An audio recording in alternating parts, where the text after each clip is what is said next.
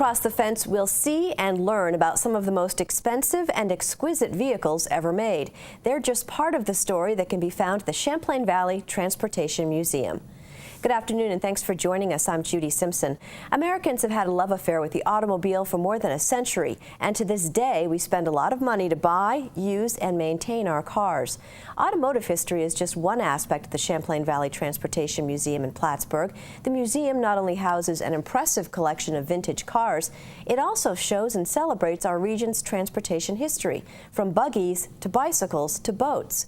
Two guests are joining us this afternoon from the Champlain Valley Transportation Museum. Bruce Carlin is president of the board of directors, and Dick Soper is the director of exhibits. Thanks so much for being with us. Thank you. Now, Bruce, why don't you start out by telling us how the museum got started and why Plattsburgh? Sure. Well, in 2000, I have an advertising agency. I was working with a client who had some cars and was interested in showcasing them.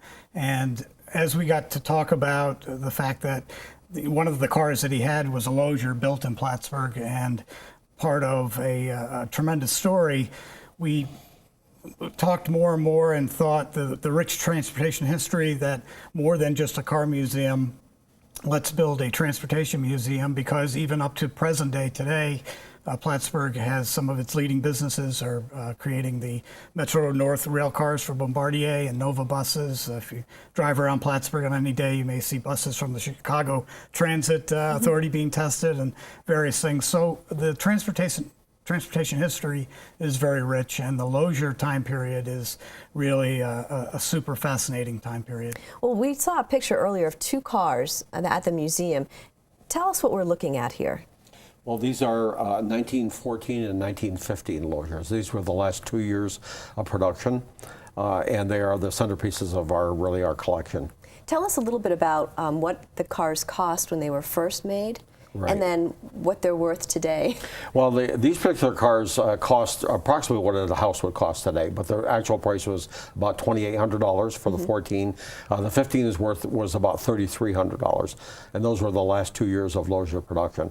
They're worth $400,000 and $600,000 today. Wow, that's incredible. Yeah. And so, how did the Loziers happen to be built in Plattsburgh? Well, it started with bicycles, which is back in Cleveland, Ohio. Henry Lozier got his company started with that. He was a boat enthusiast, so he got into the boat business after selling his bicycles. So he moved here to Plattsburgh to build boats, and the one you're seeing now is a launch, a 22-footer. It's beautiful. It is, and very high quality, which was that's what Lozier was known for.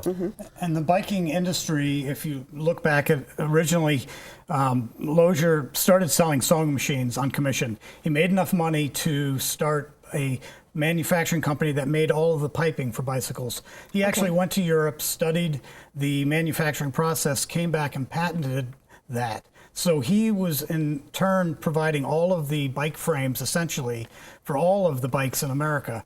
And as biking and as automobiles transitioned in, a lot of places that were bike dealerships actually became auto dealerships. So there is a kind of a transition. And he used to come and vacation in Lake Champlain, and his sons were very interested in mechanics, and so they got into making the boats and the boat engines. But then they realized that, you know, there's long winter here, so you have to do something else besides boats. Yeah. They came in 1900 and built the boats for 5 years, and then they started building the cars in 1905. And it is 10 years of just beautiful classic, I guess Bronze Era, is it the Brass Era vehicles. And their slogan was expensive and worth it. That was one of their advertising slogans. So they were the cars of kings and queens. A lot of them that I guess still exist on islands and places where they were shipped to. And there is less than 50, maybe 42 in existence in the world. Oh, no kidding. Yeah. And so they even actually at the time had a showroom in New York City. They did. 42nd Street was one of the first ones. Yeah, right. In a very classy environment. So these were high-ticket items. Absolutely, the most expensive cars at the time you could buy. What about folks who couldn't afford them? Well, a lot of people had horse and buggies. That was the least expensive. Then there was the Ford Model T, which we also have at the museum. The Model Ts were a very affordable, very basic, primitive type of car. And then, so the Fords were generally under $500, whereas your Logers were up in the $2,500 and above range. And then later years, the Model A came out. The Model A was, again, a very basic car. The one we have here is about $500. This got the little rumble seat on the back, so it's a nice little basic car that people would drive in. And so there was also a time in history when the auto industry stopped making civilian cars. Can you tell me a little bit about that? Well, almost all of the auto plants started making some sort of military production.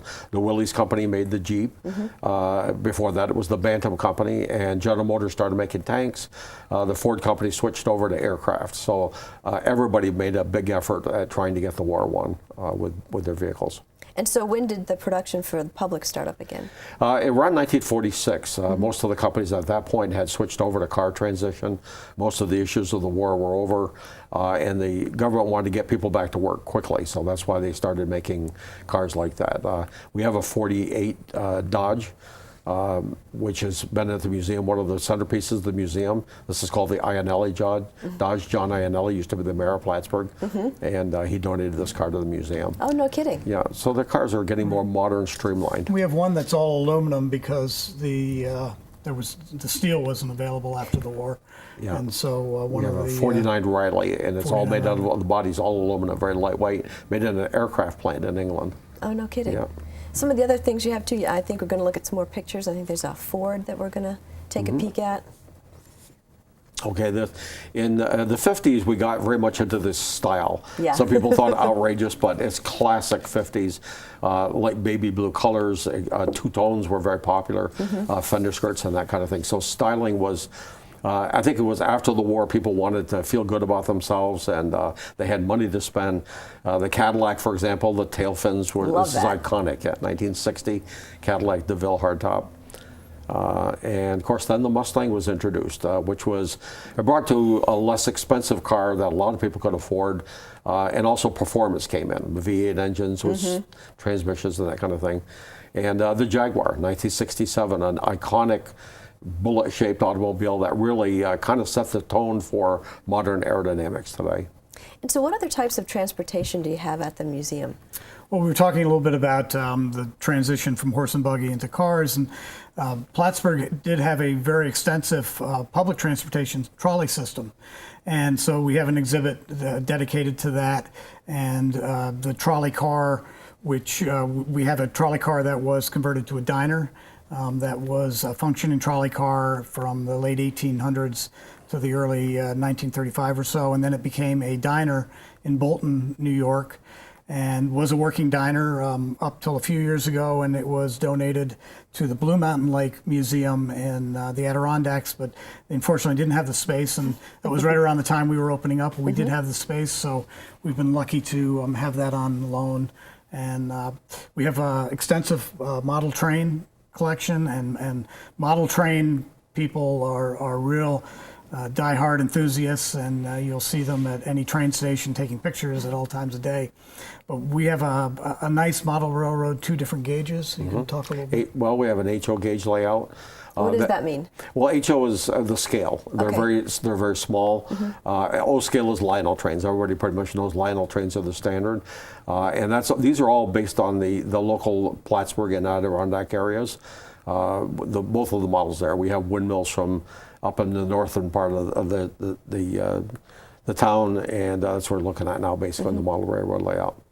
And also too, this is something that is important for kids to see. It's also important for kids to understand, and everybody to understand, that the history behind transportation. And I think people kind of forget about that. We have a rich history, and it's an important history too, because we rely so much on transportation. And a big part of our museum right from the very beginning has been a focus on children and kids, and we're really excited to be at the point of breaking ground this month and enacting $1 million grant that we received through New York State Department of Transportation to build actually retrofit a building that was a historic stables that will be the kids station museum. So it really, we've been doing it for the last 14 years, more in a mobile sense, where we've gone to a lot of schools, we've had a lot of events, We've been partnering with the Imaginarium in Plattsburgh recently to do more programming together. We have an extensive robotics program that we've worked with Clarkson University, and we have a couple, Darlene and Dave Collins, that have volunteered and run a robotics league, a Lego league, and that has been extremely popular. So there's we've done a NASA program with Plattsburgh State. We have a lot. We've had space camps. We have a lot of, our eyes are on all of the world of transportation. It's easy to focus on cars because we all drive or ride and we see cars everywhere. And a car museum is a great thing to have, especially with the Lozier tie-in. But really our mission is greater. It's really to try to look at all of the transportation modes of the past and the present and what will be in the future, and try to present that in the historical context. The very first time I learned about Lozier was at the Basin Harbor Museum down in Virginia. They had a nice display about Lozier, and Art Cohn was a real supporter of us early on and has been a supporter. So we've worked together with regional museums, and this partnership with all the museums in the Plattsburgh area and in the region is growing and growing. And tourism destination tourism is a huge business, as Vermont certainly knows, and upstate New York is getting better at. So we hope to be really part of the economy, as well as something that's neat for history buffs, but it also is going to provide jobs and give people things to do and see. Right. And so what do you envision in this building, this new building that you want to do for kids? What kind of things are going to be in that space? More workshops or more exhibits? A lot of interactive learning. The STEM, which is the science, technology, engineering. It's also, if you incorporate the arts, it becomes STEAM, and those areas are really the areas that we want to have very interactive. I mean, first off, a safe place that kids can come with their parents and enjoy some hands-on activities, learn things, but a place that has a lot of programming. I mean, the programming is the key. The arts and crafts is all part of it, but at the end of the day, you want the kids to be excited about math, excited about engineering, excited about when they go back to school that they can put those things together about how a wheel turns and what these things are. And so that as they progress in their education, and we're following those things, we're doing things with middle schoolers, with high schoolers, with college students. So it's really that whole integration is the key to making this really sustainable and long term. And once again, through the introduction of Lozier, who is a person who started out bicycles and then decided to study that and just moved on through all different kinds of modes of transportation, building boats and then eventually cars. Is that something that the kids are getting, that connection that you start small, you get an interest in something, and then you keep working at it? Yeah, but we have been working on plans to do, if you talk about the hand crank model. Yes, one of the things we're going to try to have is a workshop for young kids to learn the old cars, and how, because you really can't tell what we're at today. The cars they're going to be driving themselves. You need to learn how we started and what the history of it is. And the added benefit would help the museum to do our maintenance on our vehicles we have. Right. So we're looking at partnering with CV Tech and some of the school programs to have the kids come in to do hands-on work, to help us with the maintenance part, but also learning. I would be imagine to see someone's face when they open the hood of some of those cars and look at the engines. Yeah. Tell us a little bit too. You've got a fundraiser that's coming up. Yes, we have a Brewfest. It's the first Champlain Valley Brewfest. It takes place on Saturday, September 20th. Tickets are $20 if you buy them online ahead of time. $25. We have 5 breweries and 2 distributors that will be sampling beers. We have Switchback from Vermont. We've got the Ausable Brewing Company, Plattsburgh Brewing Company, Davidson Brothers Brewing Company from Glens Falls, and the St. Lawrence Brewing Company. And then a couple of distributors are going to have some of the other craft beers, and we're going to have a home brewer set up. They're going to show people how to do home brewing. We've got live music. We've got Dickey's Barbecue. It's going to be a real fun event, so we really hope that people will come and enjoy some of the local local beers. And quickly, if someone help us- wants yeah. more information on that, which did they do? Phone call? Our website, cvtmuseum.com. Okay. And our phone number, 518-566-7575. We'd love to hear from you. Sounds like a lot of fun. Thanks so much for joining us Oh, today. you're welcome.